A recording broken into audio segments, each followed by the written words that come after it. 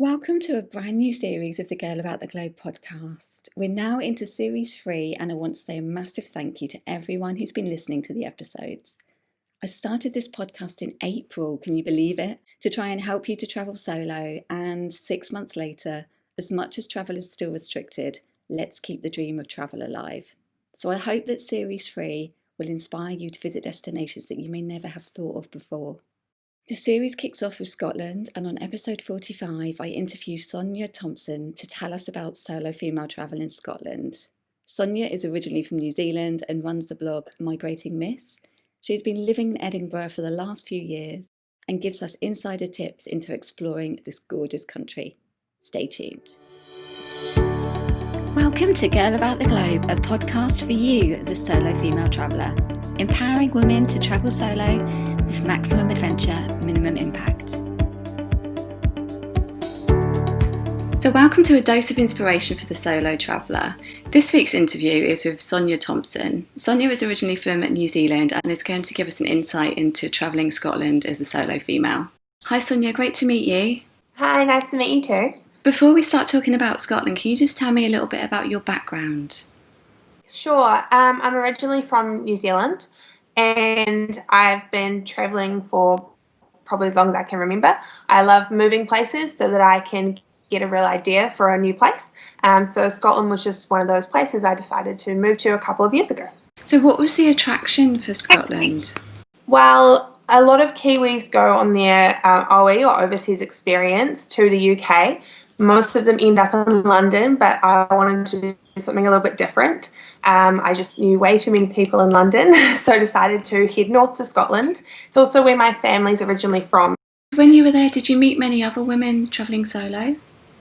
I did actually. One of the first things I did was joined a meetup group, which was for solo women who had moved to Edinburgh as well. Okay. And that's how I met some really good friends. And then you can always meet other solo female travellers and backpackers, of course. That's interesting. So how did you find that? Is it just solo meetup, or what was the website that you looked for? Yeah, Meetup is a website and they have all sorts of different groups, and one of them was just called International Girls in Edinburgh or something like that. So I basically went along to a bar one night for an evening someone had organised and met a bunch of other people who had also moved there recently. That's a great idea. I only went to one in the end because I met so many great people from there. I never needed to go back. I just stayed in touch with the friends I'd met there. That's all you need, isn't it? So how did the culture differ from New Zealand? It's kind of hard to say because, well, it's similar in a lot of ways. Did you feel really comfortable there? Did you find it easy to... I feel like everyone's really welcoming there, so it's really easy to fit in. Having a sort of British background, I guess, in New Zealand made it easy for me. There was so many people who live in Edinburgh from all over the world. It's actually quite a cosmopolitan sort of place, just on a lot smaller scale than London. So it was really easy to fit in and to pick up any kind of cultural things as well. Edinburgh definitely has, I think, that more international feel to it. They have so many festivals there going on throughout the year and that sort of thing. So there's always things going on with people coming from other places as well. And a lot of people move there, I think, for work from both around Scotland, around the UK and from Europe. So I think that's why it's probably a bit more international. And I was going to ask you, what would you do in the evenings if you were there by yourself? But you just said there's a lot of festivals there, there's meet-up groups. If you're by yourself, I would suggest you can join things like, there's a lot of tours that go on. So they have free tours from the Royal Mile, which is in the centre of Edinburgh, and you can go on like a ghost tour, or there's a literary pub tour because there's very famous authors from Edinburgh, so they take you around all the places in the books and those sort of things, and that will give you a chance to meet people. Then usually you can join them in the pub for a drink afterwards, which is a very typical Scottish thing to do. Is it whiskey, the traditional drink in Scotland? Whiskey, yeah, whiskey without the E. So I didn't drink a lot of whiskey, but it's definitely the drink of choice, I think, if you want liquor in Scotland. Okay, because I know you can do whiskey tours as well, can't you? You can do whiskey tours around the country. Yeah, you can. There is a whiskey tour just in Edinburgh, and then there's also all sorts of tours you can do around the country to different distilleries and that sort of thing as well. Well, it sounds really interesting, actually. Is it quite easy to get around? I guess Edinburgh being a city is quite easy, but what about the rest of the country? So there's train links to all the major cities, and then there's buses to other places as well. I would definitely try and get out of the city if you can. Heading north is where you're going to get the most beautiful scenery. You could just take a train ride and you'll see it straight away as soon as you get out of the city. To get to some of the islands, which are also amazing, it's easier if you have a car, or maybe to join a tour if you don't have the time to sort of look at all the different bus schedules and wait for buses to get to where you need to be. But there's lots of tours go from Edinburgh up into the Highlands for just a day or for a few days, so you can always join those. Okay, I know there's a tour bus as well called Haggis Adventures, which that's like a hop on, hop off bus. I think that's quite a good way to get around. Yeah. There's a few companies in Edinburgh. There's Haggis Adventures, and I know Rabbie's Tours as well are a couple of the major ones, and they'll take you all sorts of places all over Scotland, and they can do long tours as well to some of the islands that are a lot further out. So that's a really good option if you have the time. I guess when you think of Scotland, you don't really think of visiting islands, so that's like an added bonus, isn't it? Yeah, definitely. I would actually say, if possible, try and visit them, because the Isle of Skye is one that ranks really highly up in the top islands around the world, actually, and it doesn't disappoint. There's also islands further out that I didn't make it to, past the Isle of Skye to the west of Scotland. And then you've also got, on the other side, in the northeast, Orkney and the Shetlands, which have a lot of Viking history, and they're actually quite close to Norway. So it gives you another sort of added historical thing, and the scenery there is just amazing as well. So if you only had 2 weeks, I don't know if 2 weeks would be long enough actually, but what would your perfect itinerary be in Scotland?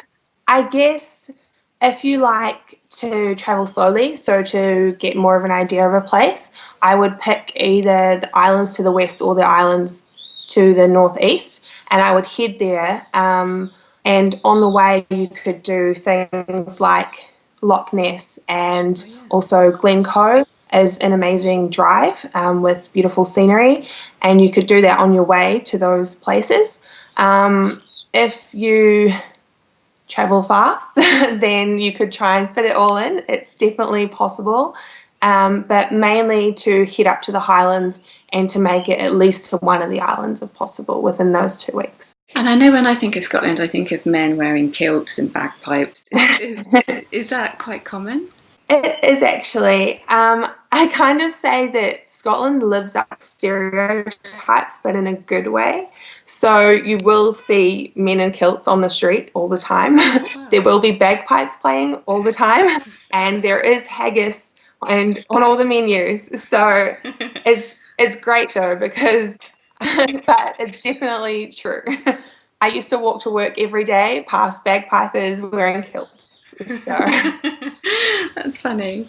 So you've just covered a really, really good itinerary for 2 weeks, but are there any hidden gems or places that you would say that you really should not miss off an itinerary? It's so hard. I think Glencoe, definitely. Okay. It's basically a glen. It's just the most amazing scenery, and you pretty much can only drive 2 ways north or go 2 ways north. So you're most likely to go through Glencoe if you're heading up that side of the country. It's to the west. The other one is, if you do have the time to head up to the Shetland Isles. I'm a little bit biased because my family's from there originally, but I think a lot of people make it as far as Orkney and don't head on to Shetland, which is just really beautiful, and it has some of the oldest Viking ruins in the world. And there's a place that I went to where you can see the houses from the Bronze Age and medieval times, and then the Pict houses as well, who were the people before the Vikings, and it's just all built on top of each other, and it just blows your mind how much history there is in Scotland. So. And is the Loch Ness Monster myth still quite big there? It is. If you go to Loch Ness, they will offer to take you out on a boat and see if you can spot Nessie. It's a lot of fun, and it's a beautiful lake or loch anyway, and there is a castle as well that you can see. So it's definitely worth going for, just for the novelty, I guess. Yeah. But it is beautiful as well. And you might be lucky. Some of the locals maintain that there is a Loch Ness monster, so you might see it. You said before it's quite easy to get around because there's buses and trains and you can hire a car as well. Yeah, that's right. So there is train lines to the major cities, so Aberdeen and Inverness and Fort William, I think. But otherwise, you can definitely get buses for a pretty good price around the country. If you're wanting to go to some of the more remote areas, then I'd recommend taking a tour or hiring your own car if you can. But if you're by yourself, it can be a little bit more difficult to do that. Yeah, and I guess that's a good way to meet other people, isn't it? Is to go on the hop on, hop off bus tours or Definitely a good way to meet people. And even just if you go on a day tour, it kind of gives you that social part when you come back to Edinburgh or back to Glasgow, wherever you're staying as well, so you can all go out to the pub together. Is there anywhere that you would avoid? Honestly, no, I don't think so. I think I always felt safe there. I think it's a fairly safe destination for people to travel on their own. Obviously, just all the normal things apply when you're somewhere. It is just the British pound. Okay. It is the same England, but they do have their own banknotes, and it's an interesting thing. If you get the Scottish banknotes and you take them to England, sometimes the shops don't like to take them very much. But it is legal tender. It is exactly the same. It just looks a little bit different. I actually prefer the Scottish banknotes because they're a lot more colourful than the English ones. And if you had to describe Scotland in 3 words, which words would you choose? I would choose breathtaking and historical. And the third one I was really struggling with, probably just like fun. There's so many great festivals and everything going on there all the time. In August, if you can make it, they have the Fringe Festival, which is all these comedy acts for an entire month. And there's pop-up bars everywhere, and there's free shows and paid shows, and it's just great. And at New Year they have Hogmanay, which is the Scottish word for New Year. So, and it goes for several days. Wow. So it's a really great celebration. And Edinburgh loves fireworks, so there's a lot of really great fireworks around Hogmanay and during festival as well. If you're by yourself heading to Edinburgh, then it's guaranteed that there's going to be a lot of other people by themselves there as well at that time because it's so popular, and you'll definitely find people to go out with and enjoy the festival. And then go to a pub. So what would you say to somebody who is thinking about going? For a pint. Yeah. What would you say to somebody who's thinking about going to Scotland but is a bit unsure about it? I would say that you definitely won't regret it, so you should just go. Like I said before, if you're nervous about it, there's any number of tours that you could join just for a few days to give yourself a taster so that you can see a bit of the country. And also, I mean, if you speak English, they speak English kind of, so you won't have too much of a problem like if you're going somewhere else. So it's a good choice for someone to go on their own and have a little taste of travelling by themselves. Great. And just before we wrap up, is there anything that you'd like to add about Scotland? I don't know. I fell in love with Scotland when I lived there, and I just recommend everyone to really go and see what it's about. I think it's really great. That's the other thing I guess I could add about Scotland is that the people are really great. They'll strike up conversations with you. You shouldn't even be nervous about going to the pub by yourself because just go sit at the bar and the bartender will talk to you. So you have information about Scotland on your blog, do you?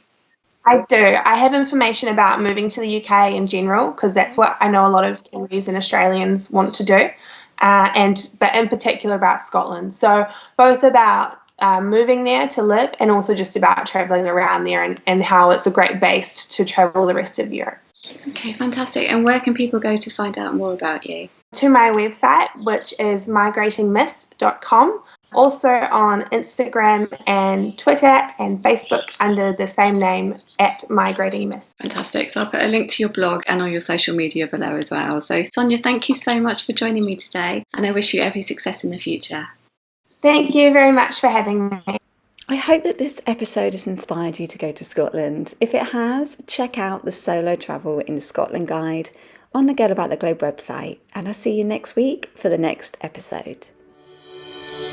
Thanks for listening to our Girl About the Globe podcast, making solo travel easier for you. Find everything that you need for your solo travels at girlabouttheglobe.com, and don't forget to subscribe so you don't miss an episode.